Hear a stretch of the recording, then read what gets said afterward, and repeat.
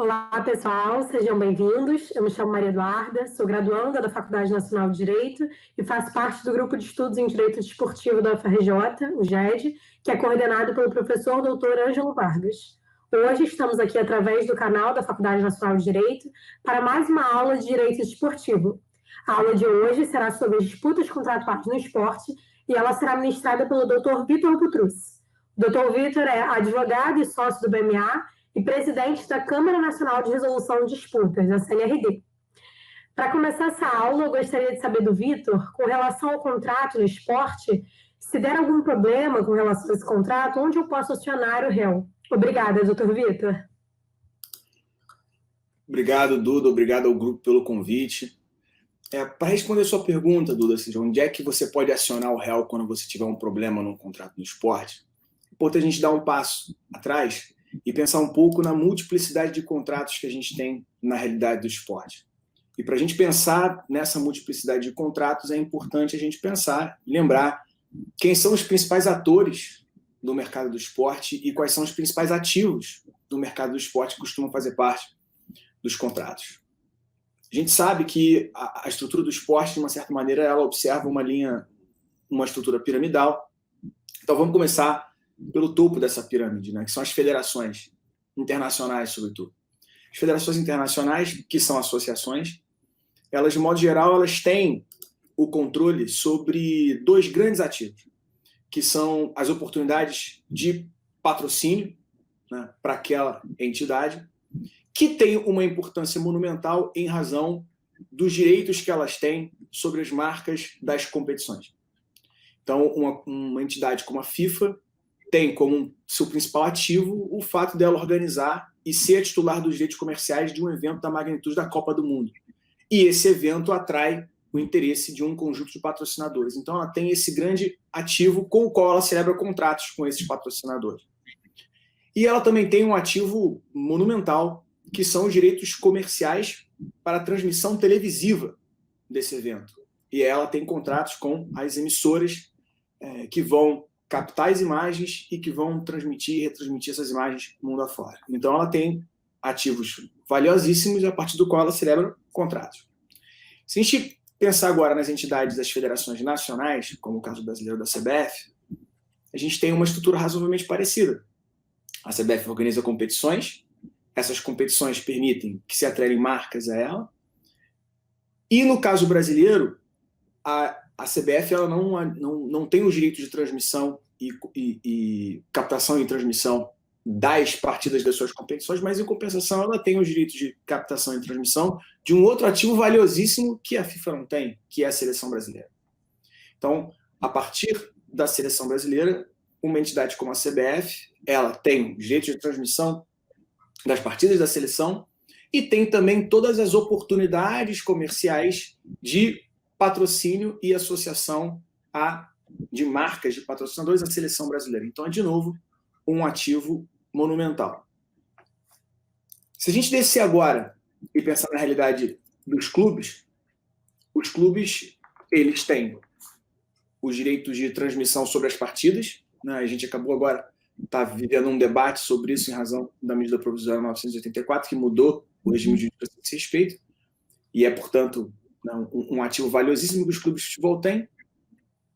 E tem também os direitos relativos às suas equipes, aos seus times, às suas camisas. Mais uma vez, oportunidade de atrelar marcas à realidade daquele clube. Partindo um pouco mais para frente, a gente tem a realidade dos atletas.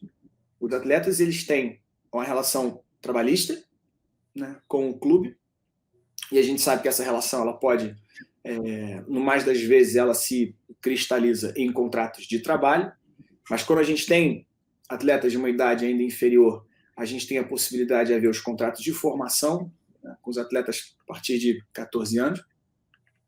E, por fim, a gente tem a possibilidade de essa relação contratual entre o atleta e o clube ser parte, ela própria, de um outro negócio que dela deriva, que são as transferências. Ou seja, aquela relação de trabalho que um clube tem com o jogador, ela passa a ser, aquela relação, um objeto.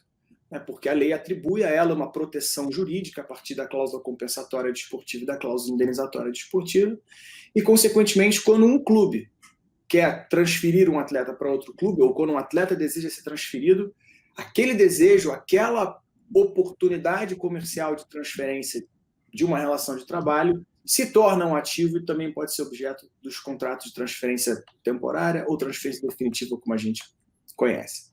Então, a partir daí, a gente tem um conjunto de contratos que podem surgir nas relações. E, na tradição desse mercado esportivo, em especial do futebol ao redor do mundo, é muito comum que em todas essas relações, o patrocínio desportivo de uma entidade internacional, o direito de transmissão de uma competição, a relação de trabalho entre um atleta e um clube, ou mesmo a relação entre um clube e um patrocinador, é muito comum que a gente tenha a figura do intermediário, né? Que, afinal de contas, ela é uma figura muito comum em diversas atividades, em diversas esferas do direito comercial. Se a gente pensar o corretor de seguro, o corretor de imóveis e por aí vai, então, no futebol a gente tem também a figura do intermediário que participa dessas operações como um facilitador. Alguém que apresenta um clube ao atleta, um patrocinador a um clube e por aí vai. E vai ter ele interesse em receber comissão a partir dessas operações e vai também celebrar os seus contratos de representação com seus respectivos clientes. Então a gente precisa lembrar, antes de pensar em onde a gente vai disputar um contrato, lembrar quais são esses contratos, porque cada contrato vai ter uma peculiaridade e um modo de solução diferente no meio do esporte. Então vamos pensar aqui os principais contratos e as principais disputas contratuais que a gente pode ter. Aquelas disputas que envolvem um integrante do sistema esportivo e um integrante que orbita o sistema, mas que não faz parte dele diretamente, normalmente essas disputas são resolvidas ou no poder judiciário dos países em que essas partes estão inseridas, ou por arbitragem. Uma arbitragem que muitas vezes é levada ao Tribunal Arbitral do Esporte, que fica na Suíça, em Lausanne, mas nem sempre. Isso não é uma necessidade. É normal, e a gente já viu, eu já participei de casos em que investidores, né, tinham disputas com clubes, ou emissoras de TV tinham disputas com entidades de administração internacional, e os contratos submetiam as disputas à Corte Arbitral do Esporte. Mas isso não é uma necessidade. Já tive a oportunidade de participar de arbitragem entre investidores e clubes brasileiros em câmaras de arbitragem nacionais aqui do Brasil. Então, normalmente, essas disputas que estão fora entre um integrante do meio esportivo e um integrante que orbita o meio, mas não o integra propriamente, ou elas são dirimidas em arbitragem ou no Poder Judiciário dos seus respectivos países.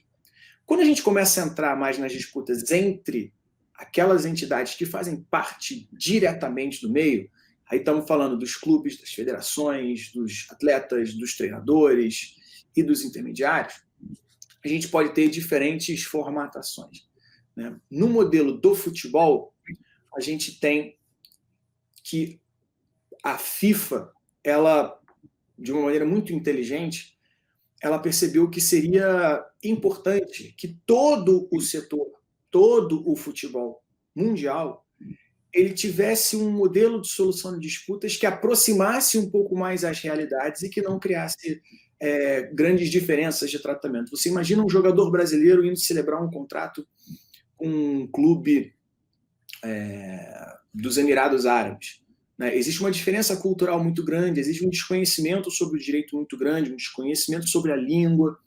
Então, para aproximar um pouco mais essas diferenças culturais e dar um pouco mais de segurança para um atleta brasileiro poder jogar nos Emirados Árabes, saber que se acontecer alguma coisa ele vai estar protegido por um direito compreensível por ele e por uma cultura acessível a ele, a FIFA criou, portanto, esse modelo em que ela estabelece órgãos com função judicante para dirimir disputas de dimensão internacional, essa expressão que a gente usa no jargão, a dimensão internacional. Então é um atleta originado de um país contra um clube de outro país, um treinador contra um clube, ou clubes de diferentes países que passam a ter essa esfera na FIFA para poder solucionar suas disputas. A FIFA tem alguns órgãos destinados a isso.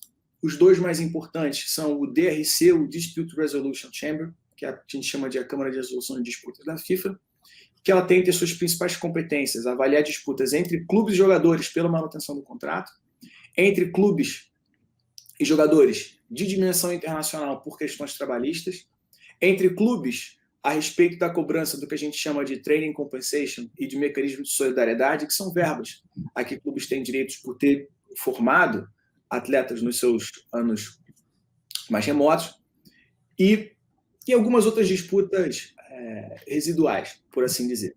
Tem um segundo órgão que a gente chama de Player Status Committee, né, o comitê sobre o status dos jogadores. E esse comitê ele tem como competência avaliar disputas entre clubes que pertencem a diferentes associações que não se enquadram nas disputas de competência do DRC, e aí o mais comum que a gente enxerga são as disputas com relação ao inadimplemento de contratos de transferência. É uma realidade que é bastante comum entre clubes brasileiros, inclusive, e disputas entre clubes e treinadores de dimensão internacional por questões trabalhistas. Então, a FIFA tem esses órgãos. Além disso, a FIFA, há muitos anos, ela percebeu que seria interessante que o meio do futebol tivesse a oportunidade de submeter as decisões da FIFA a uma revisão por um tribunal arbitral independente. E a FIFA elegeu o Tribunal Arbitral do Esporte em Lausanne para ser essa instância que avalia as decisões derivadas desses dois órgãos da FIFA, o DRC e o PSC. Então, no plano internacional, a gente tem essa estrutura com uma peculiaridade interessantíssima, que é o fato de que, por fazermos parte de um sistema associativo, as entidades de administração do esporte, elas, por não serem órgãos do Estado e, portanto, não terem poder de polícia, não podem executar bens, enfim, adotar medidas de constrição, elas criam um mecanismo em que o descumprimento das suas decisões gera a possibilidade de se aplicar uma sanção esportiva contra um clube, ou contra um atleta, ou contra um treinador, ou contra um intermediário, por aí vai. Então, no exemplo que a gente tem visto, inclusive, nas notícias ultimamente, se um clube não cumpre uma decisão emitida por um órgão da FIFA, esse clube pode sofrer sanções esportivas. Ou seja, em vez de ter um imóvel penhorado, ele vai perder pontos numa competição, ou ele vai ficar impedido de registrar jogadores, ou ele vai ter que pagar uma multa. E isso aí vai variar de regulamento para regulamento, de épocas em épocas, de entidade para entidade. Mas essa é a beleza do sistema de solução de disputas no esporte. E uma vez que a FIFA montou esse modelo funcionou, esse modelo foi útil, foi importante para muitos dos atores, especialmente os brasileiros, que são, né, migrantes relevantes do futebol mundial. A CBF optou por fazer algo parecido aqui no Brasil, com a constituição da CNRD em 2016, que também parte de uma lógica razoavelmente semelhante: solucionar disputas entre integrantes do setor esportivo do Brasil. Quem são hoje os jurisdicionados da CNRD aqui no Brasil? Atletas, clubes, ligas eventualmente vinculadas às federações, as federações, os treinadores e os intermediários. Então, a gente tem esse grupo de jurisdicionados cujas disputas podem ser levadas à CNRD. Essas disputas tanto podem derivar dos regulamentos de intermediários ou regulamentos de transferência de atletas, mas essas disputas também podem derivar de cláusulas contratuais. Então, qual é o tipo de disputa que a CNRD tem apreciado ao longo dos anos?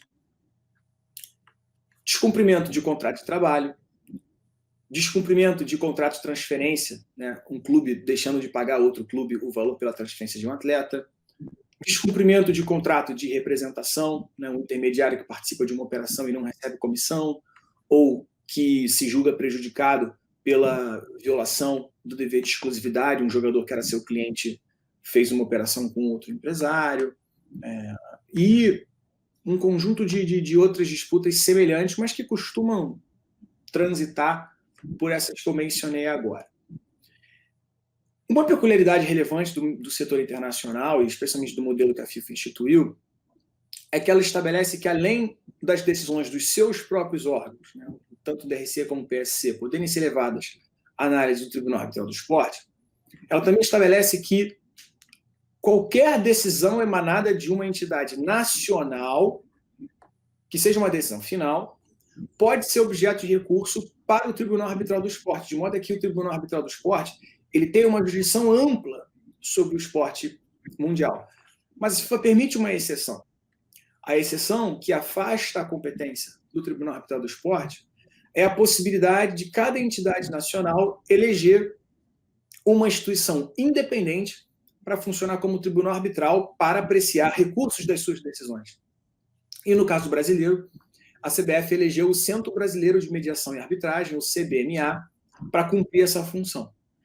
Consequentemente, as decisões da CNRD, em vez de elas serem objeto de recurso para o Tribunal Arbitral do Esporte, elas são objeto de recurso para o Centro Brasileiro de Mediação e Arbitragem, o que é algo bastante positivo, porque, em primeiro lugar, a gente passa a ter uma entidade brasileira com essa competência, a gente diminui bastante os custos, tanto os custos diretos dessa arbitragem, como também os custos indiretos, né? A gente dispensa tradução, a gente dispensa viagens caras à Suíça, a gente facilita a compreensão dos casos, uma vez que os árbitros conhecem o direito brasileiro.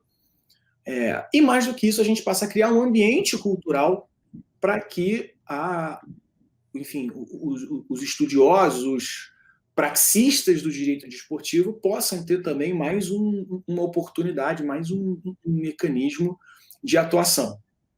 Então, a gente tem esse modelo, né? O modelo FIFA, de certa forma replicado pelo modelo da CBF com a CNRD, e a gente tem também o Tribunal Arbitral do Esporte, como mencionei no início, muitas vezes sendo competente para avaliar arbitragens comerciais entre integrantes do mercado do futebol internacional, do esporte de modo geral. Eu falo sempre do futebol porque é a minha experiência é fundamentalmente no futebol, mas esse é um modelo que, de certa forma, é replicado pelo mundo todo nas disputas contratuais. Acho que o futebol é certamente o mais robusto com essa estrutura, mas é um modelo que pode ser replicado e, por vezes, é replicado em diferentes entidades. Acho que esses são os moldes básicos do sistema de solução de disputas contratuais no esporte, sem prejuízo, claro, de, excepcionalmente, a gente vê disputas contratuais,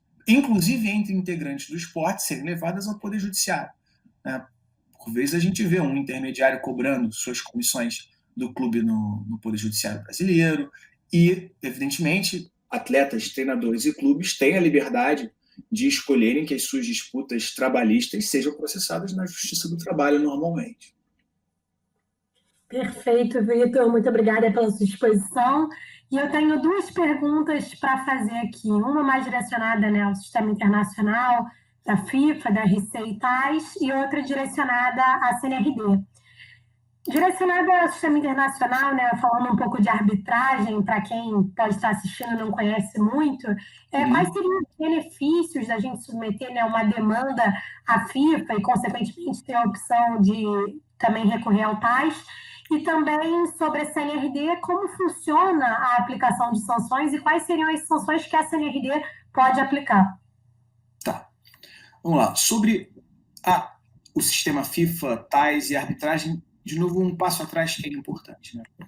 A arbitragem, ao menos do modo como a gente a conhece no Brasil, ela pressupõe a escolha das partes, né? Ou seja, as partes escolhem que uma determinada disputa, em vez de ser processada na forma da legislação ordinária pelo Poder Judiciário competente, ela vai ser dirimida por uma pessoa ou um grupo de pessoas, a que a gente designa árbitro ou tribunal arbitral, e que vai servir como juiz daquela causa. Ou seja, a decisão daquele árbitro ou daquele tribunal arbitral vai ter a mesma potencialidade, vai ter os mesmos efeitos jurídicos de uma sentença emitida por um juiz competente, uma vez que ela preencha todos os requisitos. Então, o pressuposto para que você tenha uma arbitragem é a escolha consciente e válida das partes. Isso não significa que um sistema associativo como o da FIFA não possa criar órgãos com poder jurisdicional e que aplique sanções, independentemente da escolha das partes, né? Uma vez que a escolha, que eu digo em uma cláusula contratual, uma vez que elas integram esse sistema, elas passam a estar submetidas aos órgãos integrantes desse sistema. Tá? Qual é a vantagem de você ter um sistema como esse, né, que cria órgãos judicantes, ou um sistema que, mesmo tendo todas essas regras, criando esses órgãos judicantes, as partes escolhem nos seus contratos submeter a disputa a esses sistemas? Porque as partes podem deixar claro nos seus contratos que, olha, se a gente vai ter uma disputa, vai ser perante o DRC da FIFA, ou perante a CNRD e por aí vai. E aí, a partir daí, você passa a ter uma arbitragem clássica, porque você tem a escolha das partes, numa cláusula contratual, numa convenção de arbitragem, de submeter certa disputa àquele órgão. E a gente tem visto na CNRD centenas de contratos que elegem a CNRD para dirimir sua disputa. E, nesse caso, a gente está diante de uma arbitragem normal. Qual é a vantagem disso? Tem um conjunto enorme de vantagens. Acho que a primeira vantagem é que esses sistemas tendem a ser muito mais rápidos do que o poder judiciário de qualquer país. Esse é o primeiro ponto. Ele é menos assoberbado.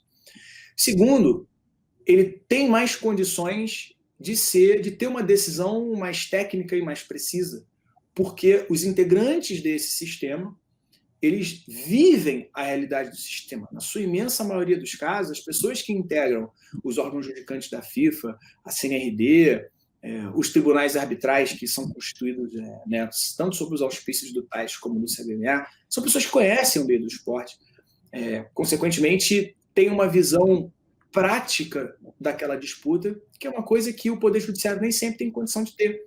Até porque, por conceito, se a gente pensar no modelo brasileiro, por conceito, um juiz brasileiro não participa das operações que ocorrem no setor do esporte. Ele tem até um impedimento a isso. Ele pode ser um magistrado e pode ser professor, mas ele não pode ser intermediário, ele não pode ser dirigente de clube, ele não vive essa realidade e, consequentemente, tudo aquilo que você julga à luz do que você vive, do que você conhece, você tem condição de julgar de uma maneira mais precisa. Essa é uma segunda vantagem.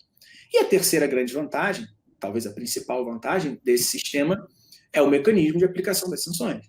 No momento que você dispensa toda a dificuldade do processo de execução, de penhorar bens, de encontrar o devedor, de achar, enfim, dinheiro circulando entre contas, por aí vai, e você substitui todo esse sistema caro e complexo por um mecanismo em que você aplica uma sanção, a partir da qual vai caber ao réu, né, a decisão de, enfim, ou ele pratica aquele ato que deveria ter praticado, ou ele vai sofrer os efeitos de uma sanção que, no mais das vezes, lhe é muito difícil de administrar. Isso induz não só ao cumprimento das decisões, mas como induz muitas vezes à celebração de acordos, porque o sujeito sabe que aquela decisão vai chegar. Então, o exemplo que a gente tem visto nessas últimas semanas aqui no Brasil, um clube sofreu o risco de perder pontos numa competição, é terrível. Um clube correu o risco de não poder registrar jogadores durante 6 meses, muito ruim. Então, quando isso acontece, diferentemente de um processo judicial, em que quando vem uma decisão e vem uma ordem de penhora, o clube tenta encontrar maneiras de escapar à execução do processo, transferir bens, interpor todos os recursos possíveis e imagináveis, fazer dinheiro não transitar pelas suas contas e por aí vai. No momento que uma entidade como a FIFA ou a CBF determina, olha, você não pode mais transferir jogadores por 6 meses, o que o clube vai fazer? Ele não tem muito para onde correr. Então ele ou vai resolver o problema, vai encontrar dinheiro para pagar aquela condenação, e quando isso acontece, a prática do futebol, sobretudo, mostra que o dinheiro aparece, né? Encontra um investidor, encontra enfim, refaz ali um conjunto de decisões administrativas e faz com que o dinheiro apareça. Ou esse clube vai sofrer uma sanção que é complexa. Na realidade brasileira, por exemplo, a gente teve no ano passado um clube que sofreu uma pena de proibição de registro de atletas por 6 meses, e ele precisou disputar uma competição de sub-17, eu acho, agora não me recordo exatamente a categoria, mas ele precisou disputar uma competição com 9 jogadores no plantel. E a notícia até que a gente teve foi de que ele foi vice-campeão numa campanha heróica, mas jogou com 9 atletas no plantel. A gente está vendo agora que a FIFA emitiu uma decisão há alguns meses tirando 3 pontos de um clube brasileiro que vai disputar a Série B, ou seja, o clube já vai começar a Série B com 3 pontos a menos. Ou seja, ele tem um jogo, ele vai precisar ter um esforço a mais que todos os outros clubes para chegar em pé de igualdade. Então, esse mecanismo do sistema é o que faz com que ele seja muito eficiente, porque executar bens é um procedimento complexo, custoso, difícil. Já a aplicação de uma pena é um procedimento mais simples. Isso torna o sistema todo muito mais robusto. E aí você perguntou sobre a CNRD, quais são as penas que ela pode aplicar. São diversas penas para se construir esse cenário. Um processo da CNRD ele sempre precisa começar por um conjunto de penas mais leves, que são uma multa, uma advertência, uma censura escrita, assim, basicamente. E a fixação de um prazo para cumprimento de uma obrigação que eventualmente seja devida. Então, é sempre a primeira etapa. Se a decisão não for cumprida, a partir do estabelecimento dessas sanções, a gente parte para uma segunda etapa, que é a aplicação de um conjunto de outras penas mais gravosas. E essas penas mais gravosas, elas, entre outras, elas são o bloqueio de receita que o clube ou que o atleta tenha a receber da própria federação que administra aquele sistema. A gente sabe que a CBF paga cotas de premiação por participação em competições e coisas do tipo. Então, existe a possibilidade de haver o bloqueio dessa receita. Existe a possibilidade de haver a devolução de receita que tenha sido paga a esse título. Existe a possibilidade de se proibir um clube de transferir jogadores por determinados períodos, às vezes por períodos fixos de 6 meses, ou então por diferentes janelas de transferência. Pensando agora nos atletas, existe a possibilidade de que o clube empregador do atleta receba uma ordem para reter até 10% das remunerações devidas ao atleta ou ao treinador, se o réu, que no caso for um atleta ou um treinador. Existe a possibilidade de suspensão de atleta, de treinador ou de intermediário por prazo. Durante um determinado período, aquela pessoa não pode, o atleta, portanto, fica impedido de jogar, tal como acontece na justiça desportiva com algumas infrações.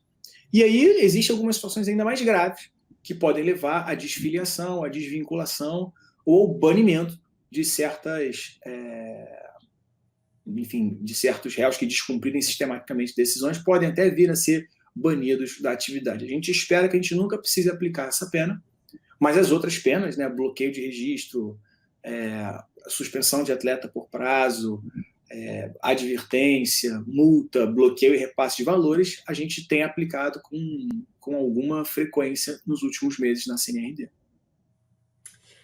Obrigada, Vitor, pela sua exposição. Ela foi super esclarecedora, um super aprendizado.